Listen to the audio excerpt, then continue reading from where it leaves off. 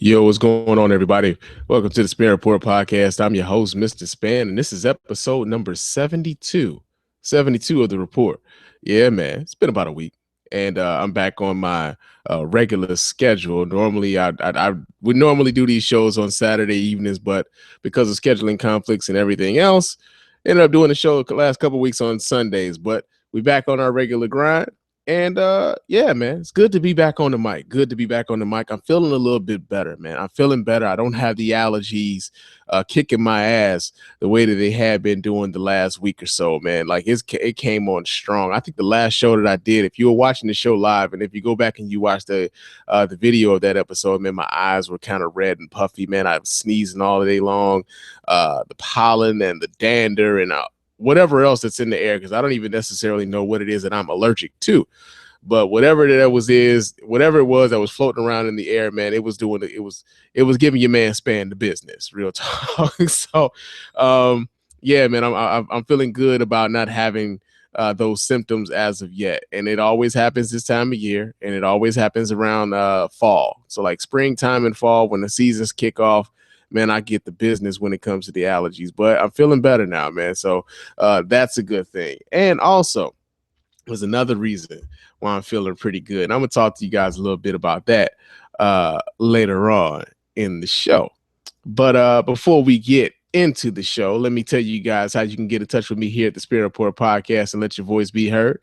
You can hit me up at the hotline at area code 313-288-0485. That's area code 313-288-0485. Leave me those voicemail messages. I will play those on the show. And of course, I will respond to those messages on the show as well. You can hit me up on the email. The email to the show is the Spann Report. I'm sorry, it's not the Spann Report. It's feedback@thespannreport.com. That's feedback@thespannreport.com. Leave those emails. I will read those emails on the show and, of course, respond in kind. Also, you can hit me up on Twitter and Instagram. My name on both of those platforms, of course, is Mr._Spann. So hit me up, chop it up with me there during the week. And, of course, for all of your Spann Report needs, go to thespannreport.com. Check out every episode. Check all of the videos associated with these episodes. Vote in the polls. I'm starting, using polls to kind of get the pulse of the listeners that listen to the Spann Report. So go ahead and vote in some of these polls. I plan on putting a poll up on this particular episode. I figured that out, what that poll question is going to be once we get finished with this show. But yeah, man, go to thespannreport.com. Everything you need as far as the Spann Report is concerned, all of the old episodes, all of the videos associated, and every other podcast that I've been on, the guest spots I've done, everything is available at thespannreport.com. And also, if you would be so kind, go to iTunes, go to Stitcher Radio, leave a review for the show on iTunes and Stitcher Radio. Let the people know how you're feeling about what's going on here at the Spann Report. And of course, it's just yet another way of letting your voice be heard. And YouTube comments. When you watch the podcast on YouTube, you can leave comments on the YouTube videos. Some of those will get read, depending on what it is that they're talking about, right? If it's relevant to the video, if it's actually a contribution to the conversation that we're having here, those YouTube comments will be read here on the show. So yeah, man, get involved in this conversation, man. But this week, your man Spann got an announcement to make. I actually could have announced this last week. I just chose not to. I don't know why I did, but some of the people that are close to me will know what I'm talking about. I got engaged. Your man Spann is getting married, and it's happening really soon. It's happening real soon. We will be getting married August 9th in New Orleans during the Red Dress Run festivities, man. We go down there. We've pretty much made this sort of an annual thing to go down to New Orleans for that weekend, man, and partake in the festivities that is surrounding the Red Dress Run, man. Having a good time, drinking, eating, and this time there will be nuptials involved. I will be marrying my girlfriend, well, my fiance now. So yeah, man, I'm happy about it. I'm real happy about it. And she asked me whether or not I was going to tell you guys how we did it. Right. And it wasn't the traditional way in which I guess in a way in which a lot of women fantasize about it. Right. And part of it's my fault. Well, actually, I will take the blame in that. It's my fault. Right. But yeah, it just so happened that I was at work and my girl called me up while she was visiting her parents.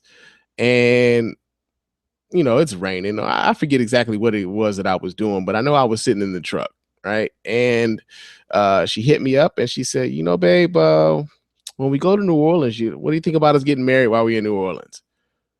And I was like, sure, babe, why not? Why not? And she didn't think I was serious. She's like, really? I'm like, yeah, why not? And what she didn't know is that, like, this is something that I had already spoken with her father about. Me and her dad had this conversation last year. The last time we were in New Orleans, I spoke to him about actually to get his permission to marry his daughter. So yeah, man, things are moving pretty quickly on this front. I will tell you this. Uh, I applaud anybody who's really good about the details of like wedding planning and stuff like that. I know typically for a lot of dudes, man, it's like hey man, just y'all figure out everything, I'll show up. You know what I mean? Like, y'all figure this shit out, I'll be there. Just show me where I'm supposed to be, what I'm supposed to have on, I'll be there. And to some degree, your man Spann is a little guilty of that. You know what I mean? But I think because it's going to be a small ceremony and that it's not going to be anything elaborate or anything like that. I'm just waiting for it. I can't wait for the day to get here. Yeah, I can't wait for the day to get here. So, yeah, man, your man getting hitched, jumping the broom, and all that good stuff. So, yeah, I'm happy about it, and I can't wait to do it. I can't wait to do it. So to everybody who already was privy to this information on Facebook and whatever else, I thank you for your congratulations. And yeah, man, I can't wait to start this new chapter and yeah, see where this adventure takes us, man. So yeah, I had to tell you guys, man. I couldn't keep it away from you guys any longer. Another thing too, man. This is like a random thought. One of the random things that happened to me over the course of the week, right? So I'm at work, and if you're familiar with Michigan politics, there's been this proposal on the ballot. We just had we had an election. We had where we had to go to the voting polls, right? We had to go to the polls. We had to vote on stuff, and there was a proposal on the ballot, Proposal 1, which was presented to as a roads improvement program, right? Because Michigan has really terrible roads. Like the roads in Michigan are in really bad shape. Like it is fucked up that they've let the roads get to this point before they decided that they really needed to do something, right? I think the last major roads bill that came through this state was before they even built Interstate 75, however long the interstates have been built, right? So they haven't really put any type of legislative referendums in front of the people in order to vote on whether or not we're willing to pay for a lot of this stuff, right? So we've got this Proposal 1 that was supposed to be, I think it was like a 1% tax increase on all sales, right? And it calculated out that the average Michigander would pay $575 extra in taxes for the improvement of the roads, right? So being someone who lives in Michigan, I'm not sure how it's structured in a lot of different states, but when you have like city income taxes, and then you have the state income taxes, and then you have federal income taxes, and you add the sales taxes on top of that, then you add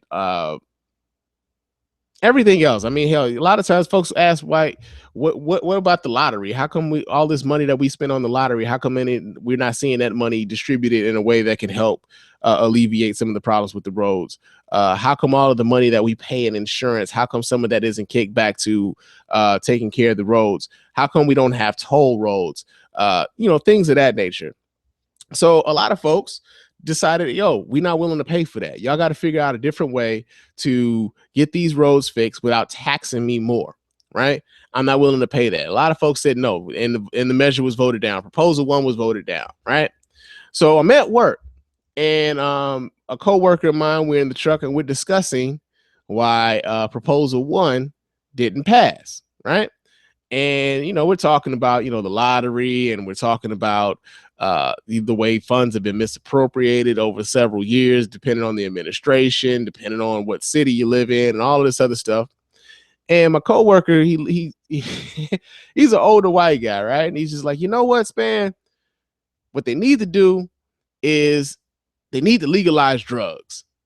And I'm like, well, okay. And I'm thinking he's just talking about weed, because, we have medicinal marijuana laws here in Michigan where folks with a medical marijuana card can purchase legally. There's also, I believe there's some limits as to how much weed a person can grow in their own, for their own personal use and everything else.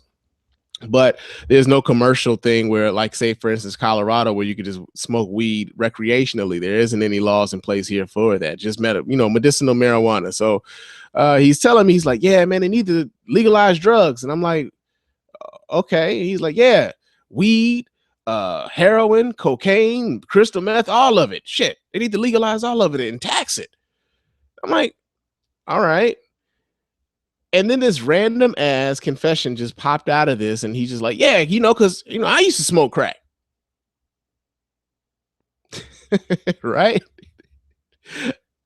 My man told me he used to smoke crack. Now, considering the type of work that we're into, you would hope that he's no longer partaking of the crack, right? And I've seen this man struggle with giving up cigarettes and everything else, and he's a good guy. I don't want anybody to think otherwise. Working with this guy, he's really a stickler for quality. He's really a stickler for doing shit the right way. He doesn't take any shortcuts. But it was funny to me how in that particular moment, this dude felt like confessing that he used to be a crackhead, right? And I guess it's one of those things where you kind of it turns the stereotype on its head, right? And he's not one of those guys where if you look at him that you would typically think was a crackhead or used to smoke crack, right? And it's funny too that I look back on, like, some of us, let's be honest, have older relatives who used to smoke crack, right? Like back in the 80s and like early 90s, like they used to smoke crack. Crackheads didn't just pop up and they were like nobody's relatives. A lot of us know and were relatives of crackheads, right?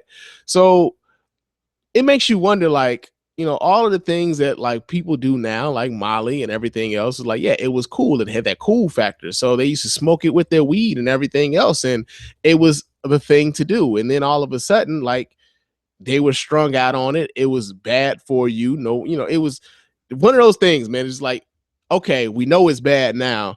You'd be hard pressed to find a new crackhead, right? But we're finding newer ways to get high. Be that as it may, I was just surprised as hell that this dude just out of nowhere decided that he was going to confess to being a crackhead to me at work. And we were talking about the roads, right? That conversation went from us talking about potholes to us talking about pot and crack. So, so yeah, man, that was something real random that happened to me over the week, man. And I felt like I needed to share that with you guys, man. But of course, this wouldn't be the Spann Report. It wouldn't be the Spann Report podcast without me talking about some serious shit, right?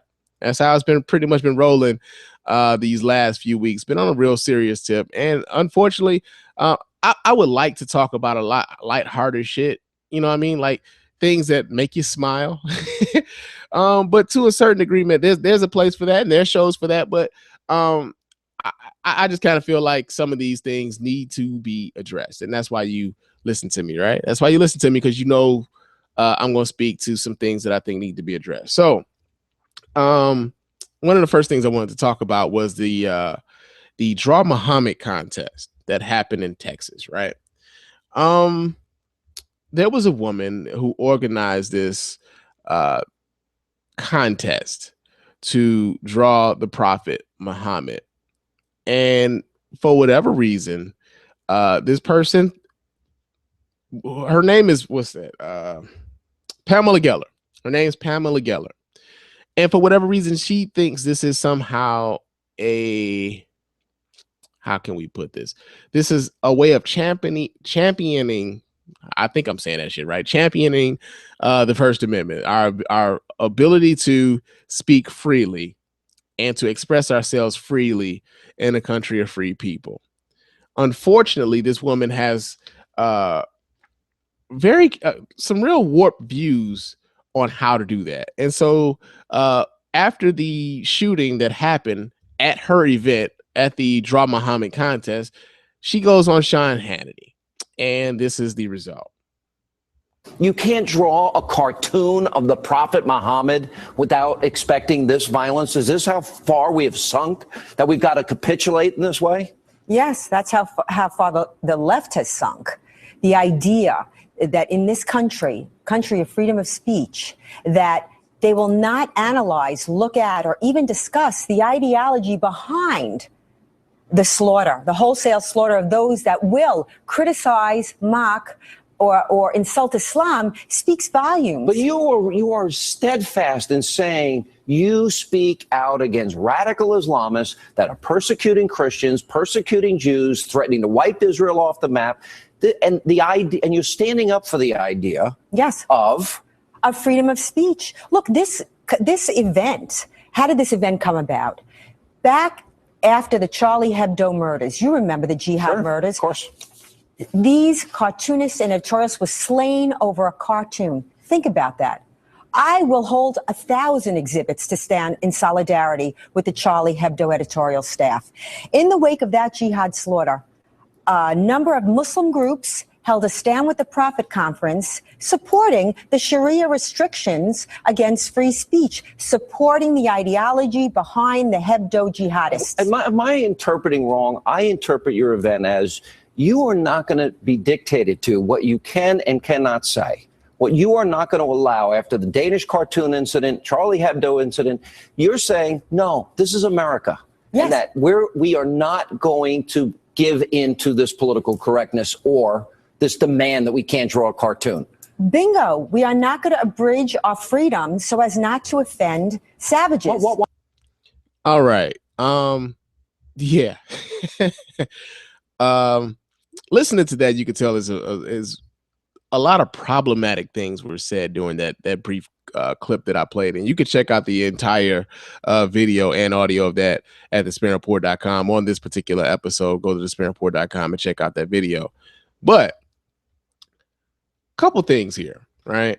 That started out with Sean Hannity kind of whining about not being able to draw the Prophet Muhammad. And the thing that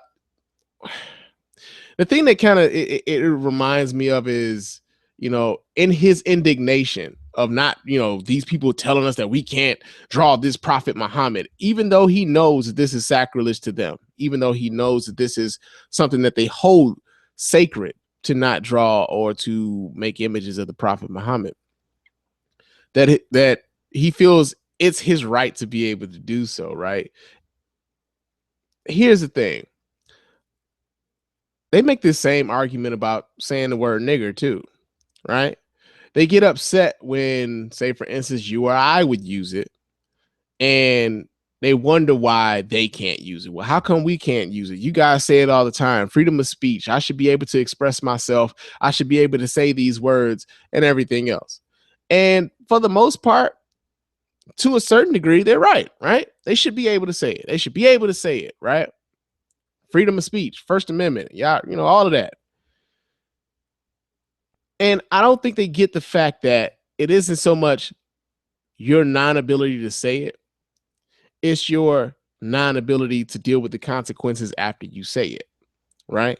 So if you walk around, for whatever reason, if you're a white person, if you're walking around and you feel compelled to say the word nigger around a bunch of black folks, even though you should keep your hands to yourself, I can't necessarily say that you should be surprised if some black man gets offended and knock you the fuck out, right? Especially knowing the context and knowing the history behind that word and knowing how this word makes these people feel to go around them and use this word. Hey, you're taking some risk. And you can't act surprised when that risk turns into a consequence for you, because you decided that you wanted to antagonize these people by using that word. Same thing goes for drawing Muhammad or having contest to draw Muhammad, right? Now, they reference the Charlie Hebdo incident over in France, right? And how they would stand in solidarity with those cartoonists who decided that they wanted to draw images of the Prophet Muhammad. You saw what happened over in France when regarding the Charlie Hebdo killings, right? We saw what happened. We know that this is how passionate these people feel about those who would go about drawing the Prophet Muhammad. You saw this happen. And so you decide that you would have a contest to antagonize these people. It isn't about your free speech. It's all about antagonizing. It's all about getting to a point where you get a negative reaction. Right.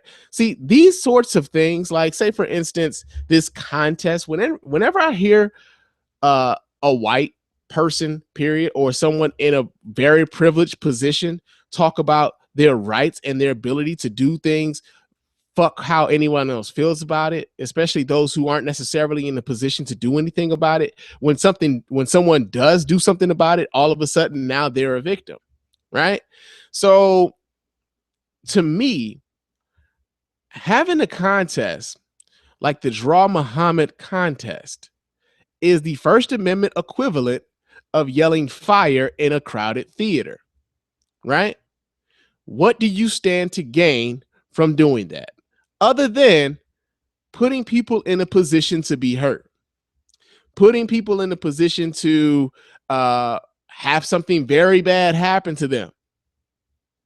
It's the ratio. I mean, it's pretty much the equivalent of yelling fire into a crowded theater. Yes, you have the right to say it, but there are also consequences behind you saying it. Right. And so it's eerie to me how these people play dumb, because they aren't dumb. They aren't dumb. They know exactly what the fuck to expect. But their listeners don't. Right. I mean, you think about somebody like the average Fox News listener or watcher. This is red meat for them, because they already have a poor view of African Americans. They already have a poor view of Muslims. They don't necessarily have the they don't have the fortitude, or they don't have the will to kind of like learn about something other outside of themselves. They have no interest in it. But if the news can go ahead and confirm a position for them to make them feel like they're in a superior spot, that they're better than these folks over here, then that's exactly what they got in that particular clip, right? Because they're not going to educate themselves on why the image or the attempt to draw the image of the Prophet Muhammad is sacrilege. They don't care, because they don't respect that religion. The same way that they don't care that for them using the word nigger has a connotation that black folks just aren't going to be welcoming to, despite the fact that there's a way that black folks use the word that we won't necessarily take offense to. They won't even try to understand those sorts of nuances there, right? So it's just another sad example of white denial syndrome. Another sad example of white denial syndrome. The fact that you felt comfortable enough to go on and have a contest in that way and mock that religion, and you say criticize, but it wasn't even necessarily a criticism. It was, you were mocking them, you were poking fun at them, and unfortunately you got a fucked up response, right? But here's the thing. That doesn't excuse what the guys who did do, like the Muslims who went there and shot up the place. That doesn't excuse what they did either. It doesn't excuse it at all. It's still fucked up what they did. There's no reason to go to there's no justification for going into a crowded place of unarmed people or people in general and just start shooting and just start gunning the place up. There's no reason for that. Some people would call that double speak. I'm saying that it's wrong to just go and kill people, despite how strongly you disagree with them, despite how strongly you feel they're disrespecting your religion. At the same time, you're pretty much giving them what it is that they're asking for. And they're using that to further the narrative of you being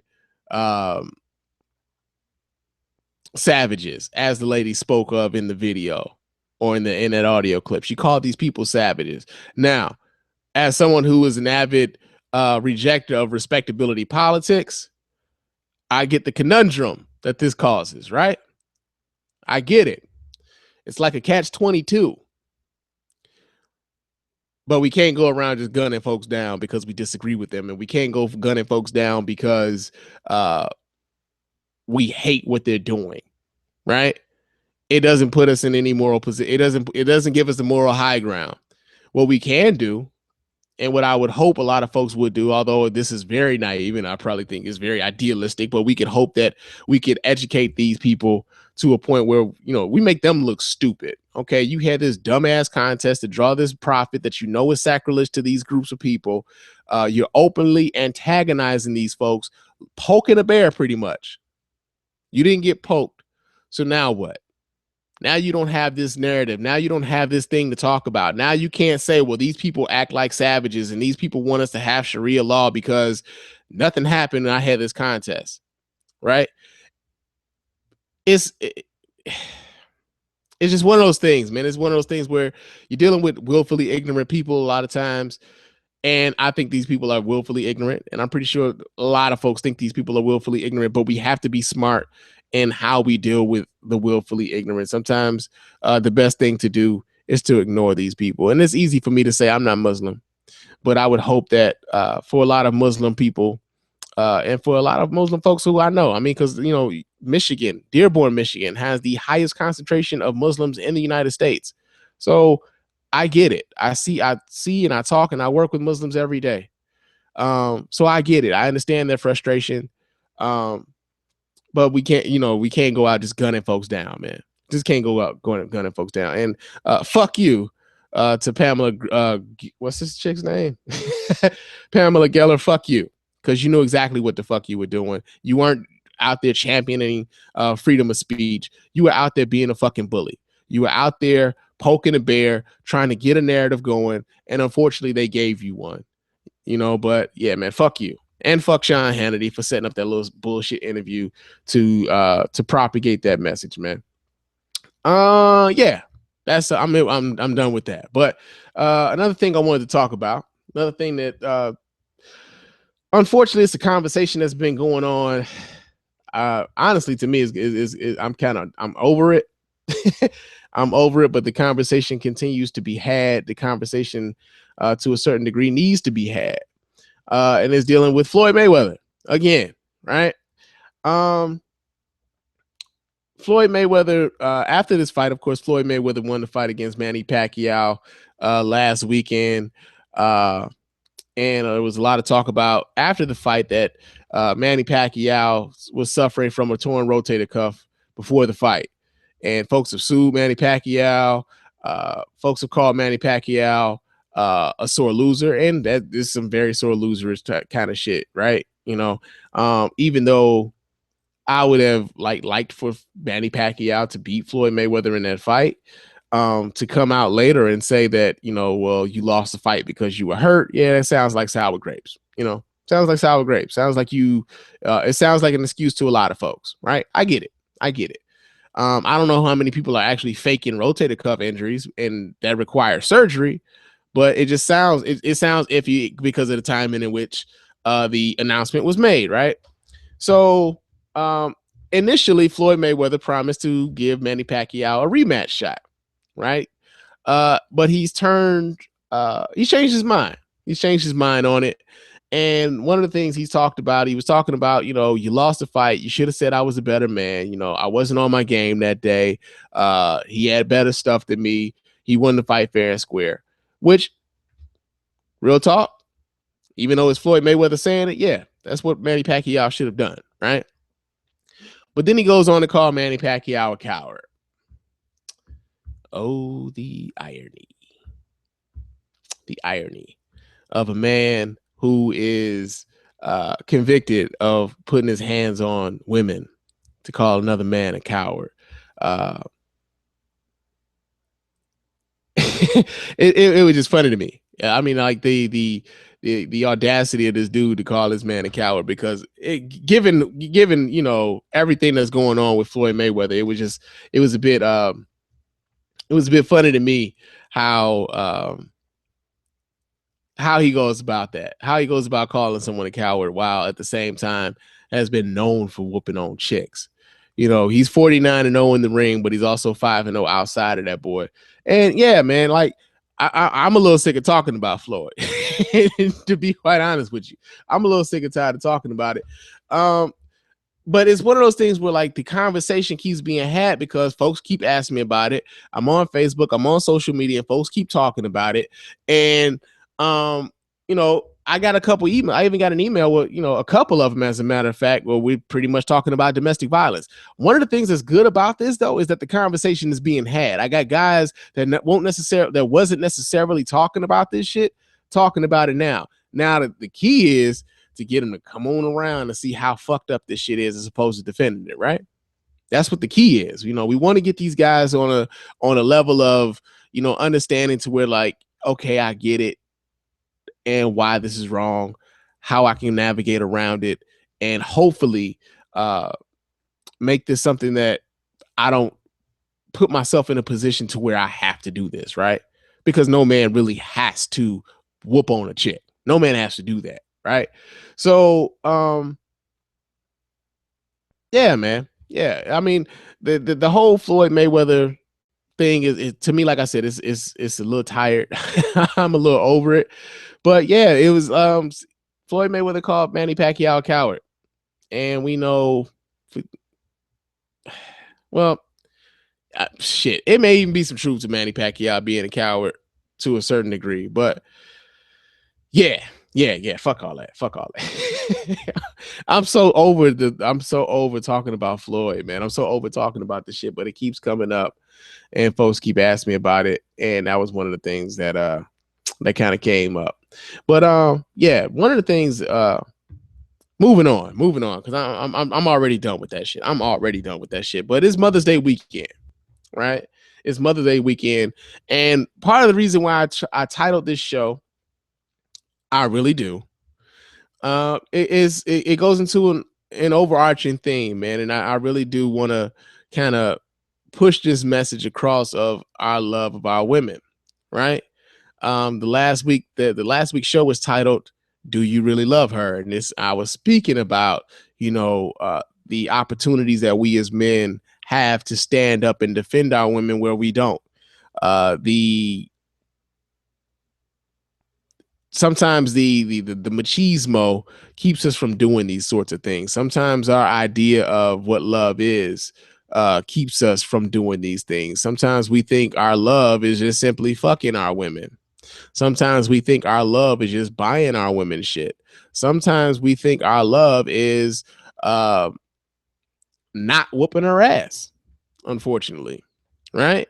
So the message is, you know, pretty much to like show your woman love at all times and defend your woman when you at all times, if and when possible, right? If in any situation, if you're in a position to defend your woman, if you're in a position to protect your woman, whatever it is that you may do, love your woman, be sincere in your love for your woman, right? So that's the overarching theme, right? And of course, it's Mother's Day weekend, and given the fact that you know, my mom has passed on, you know, I this is one of those touching times of the year for me, because I haven't been able to actually celebrate Mother's Day with my mom since 1997.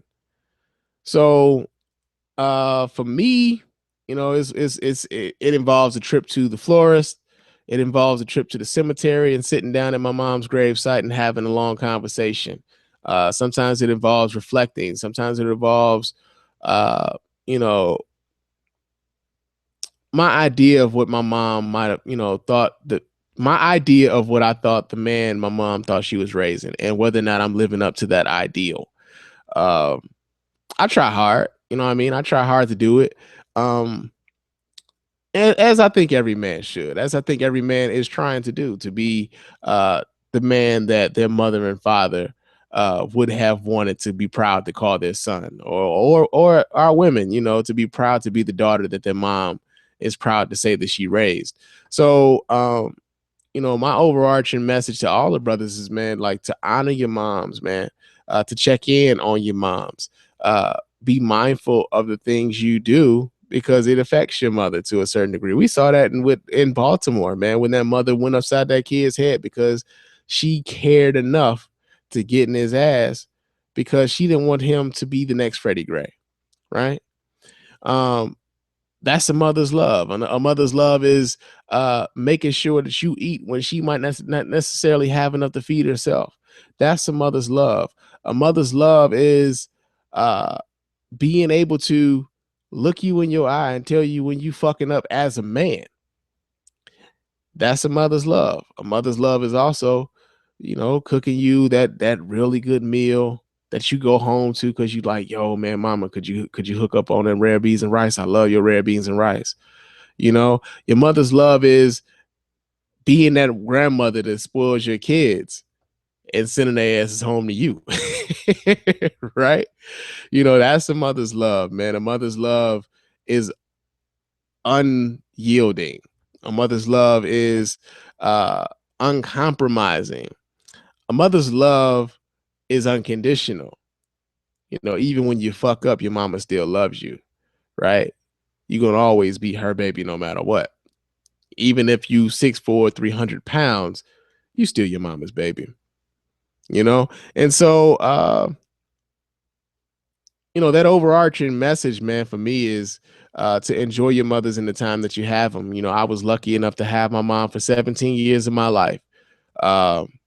It was a damn shame that my mother is gone. She was 37 years old when she passed away.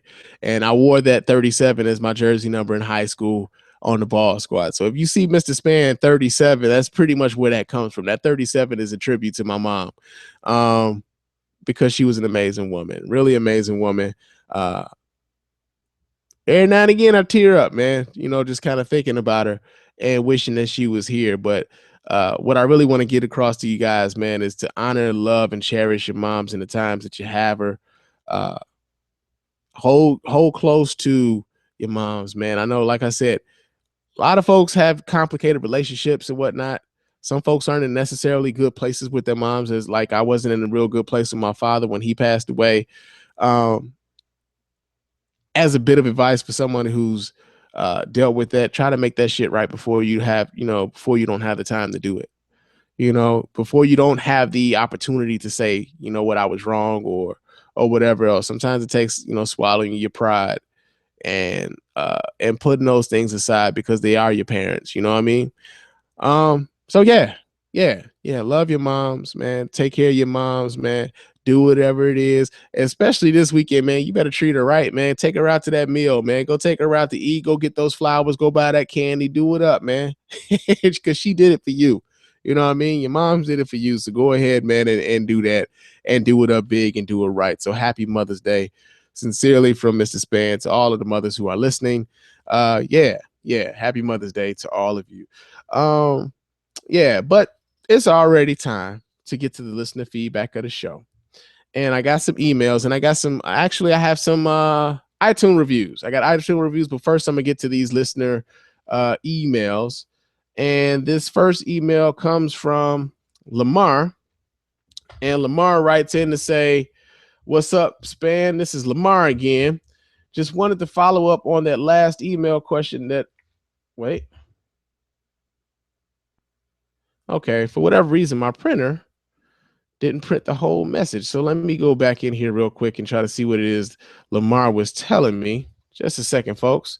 Live podcasting going on. See what the hell it is Lamar was trying to say. Come on.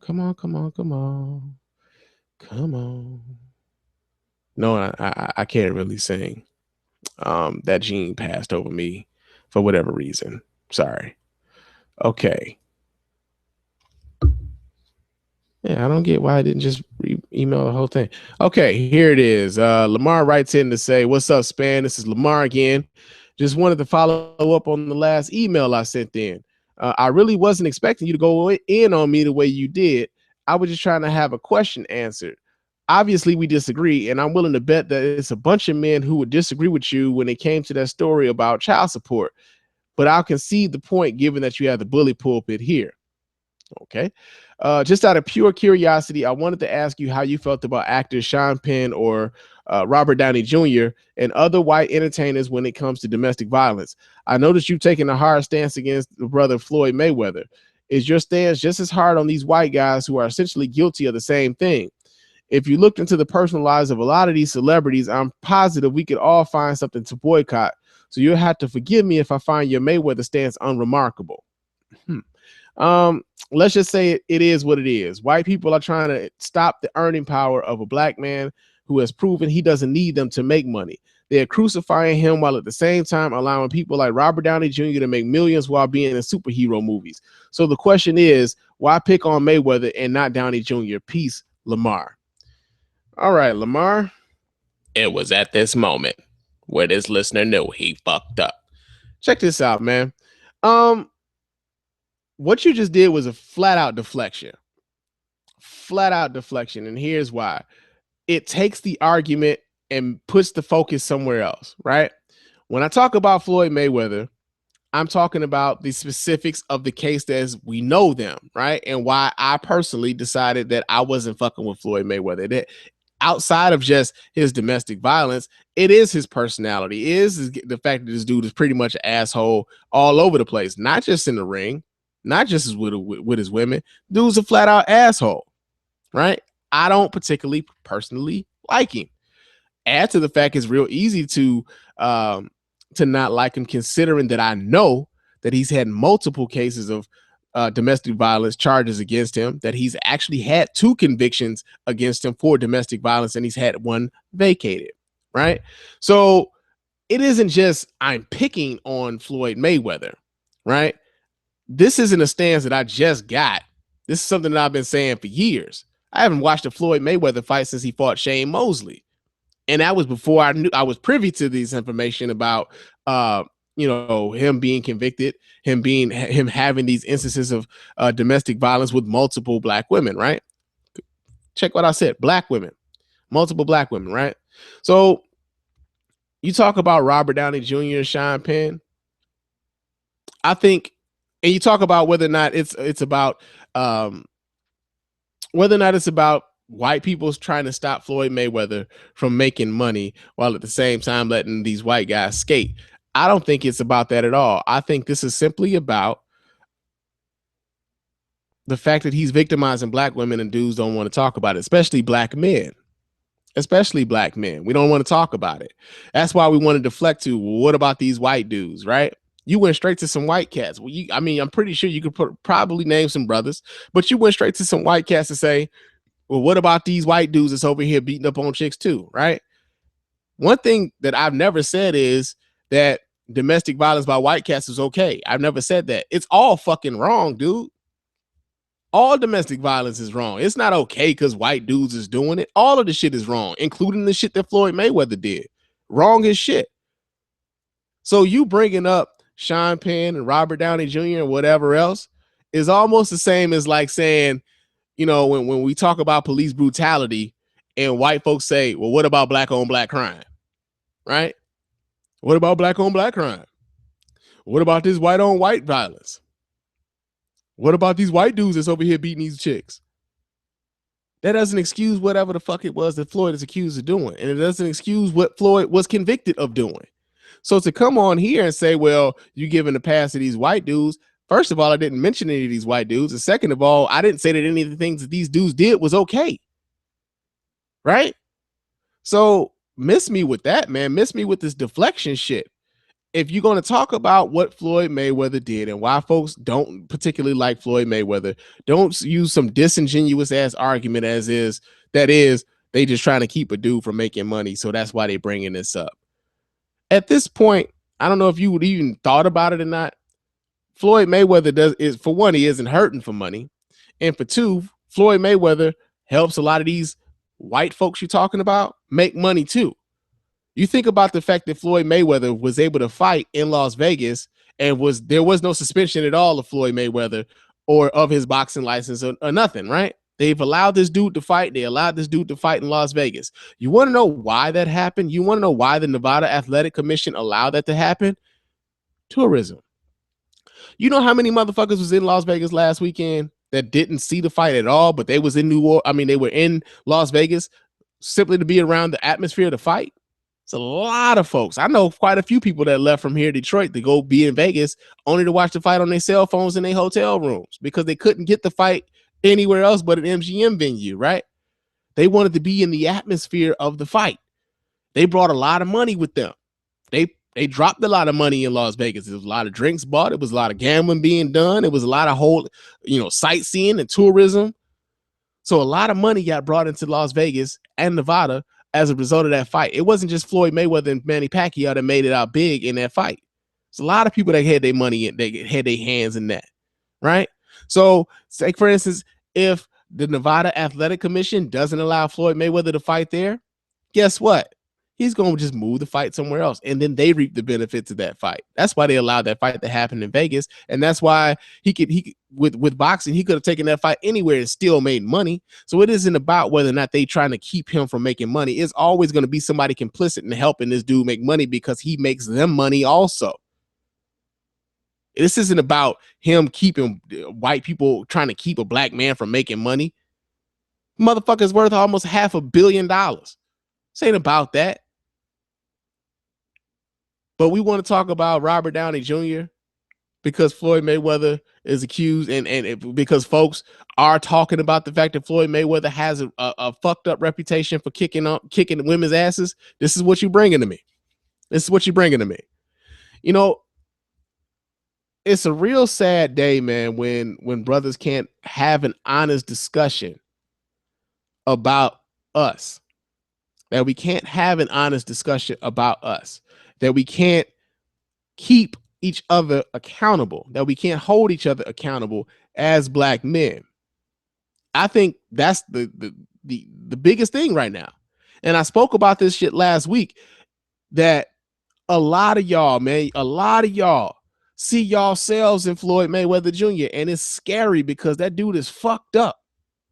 But that's one of the guys that y'all put, y'all hold up as the epitome of black manhood, not understanding that there's a whole lot more to black manhood than being some unrepentant asshole who gets away with putting his hands on chicks. That's what y'all ain't getting, man. A lot of y'all sit up here, y'all defending this shit. You sat up here and actually defended or not, you know what? I'm not going to even say you defended, but you actively just tried to deflect from what the fuck it is we was talking about with Floyd Mayweather as far as domestic violence is concerned, tried to make this a racial issue. Nah, dude, this is a domestic violence issue dealing with this motherfucker. Speak on that. Be honest about that.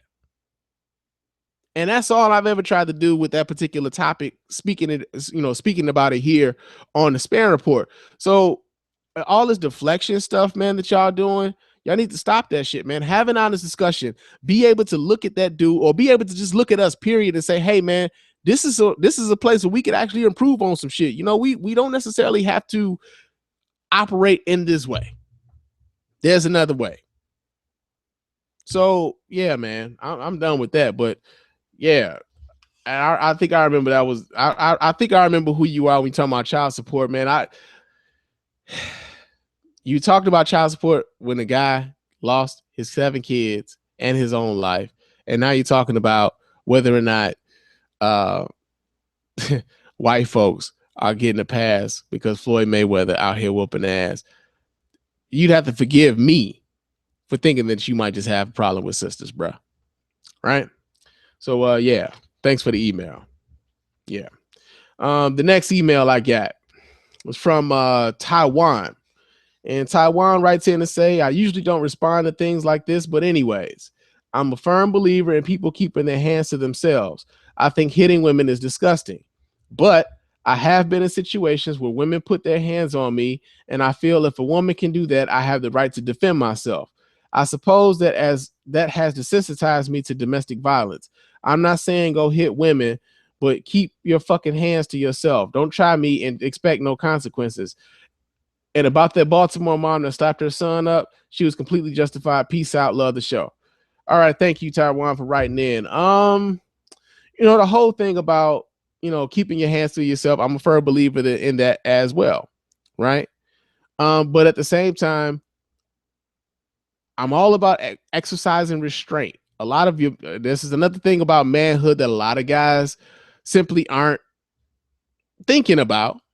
Not saying it, just not saying you, but like there's a lot of guys simply just aren't thinking about their exercise and restraint.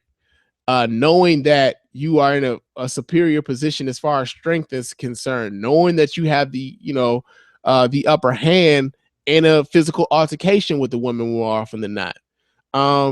Knowing that and knowing how to navigate around that situation to keep yourself from putting your hands on that woman in a destructive way, keeping yourself in a position to keep yourself free, keep yourself out of jail, not letting your passion at that particular moment fuck up your entire life, because at that particular moment you couldn't keep your hands to yourself, right?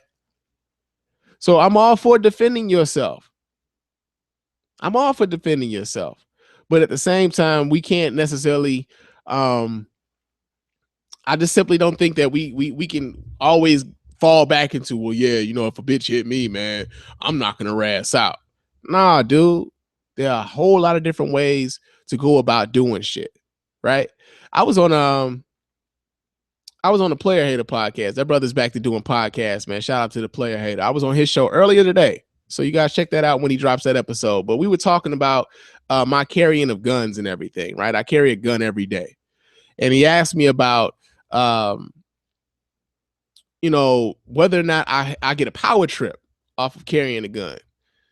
And my thing is, yeah, there is definitely a sense of power that comes with that, but there's also a great responsibility that comes with that as well. And so, like, a lot of times, knowing that I could probably take somebody out makes me exercise a shitload of restraint, because I have to think about all of the consequences that surrounds me pulling out a gun and shooting somebody, right?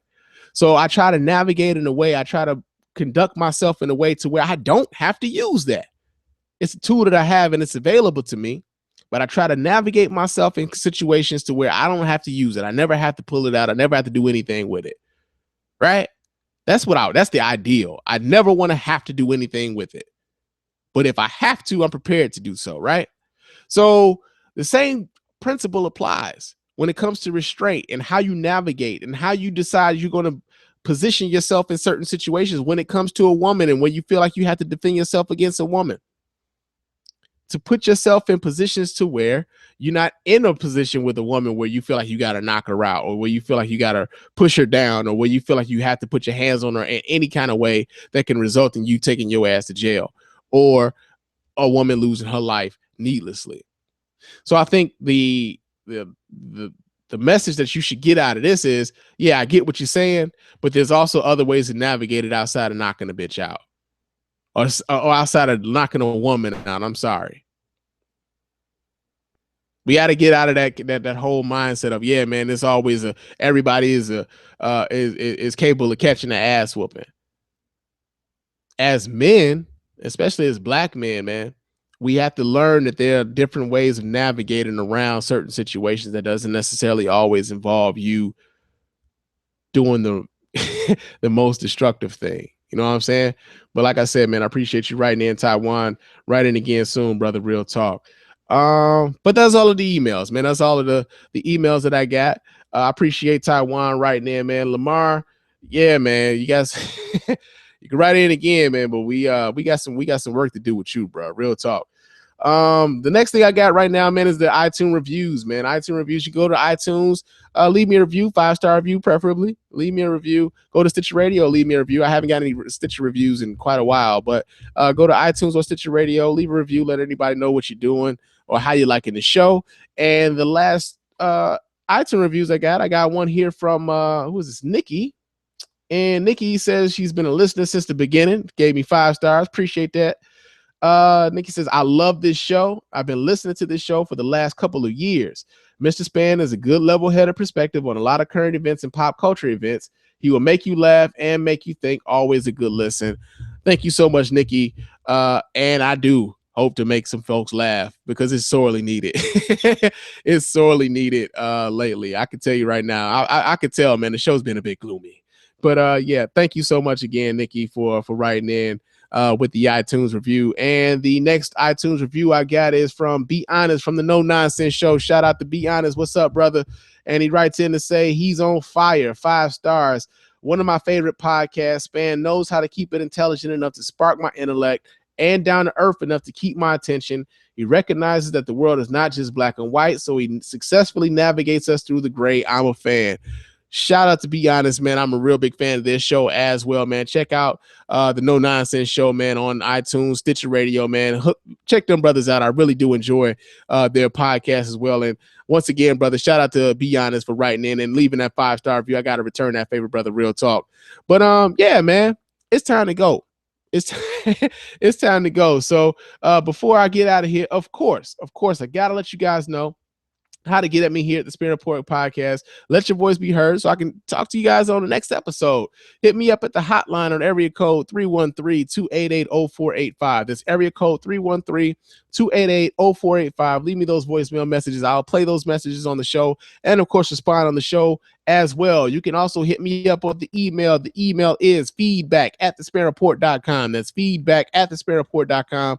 Leave those email messages. I will read those emails and, of course, respond with those emails as well. You can also hit me up and talk to me during the week on Twitter and Instagram. My name on both of those platforms, of course, Mr._Spann. So check me out there. And for all of your Spann Report needs, go to thespannreport.com.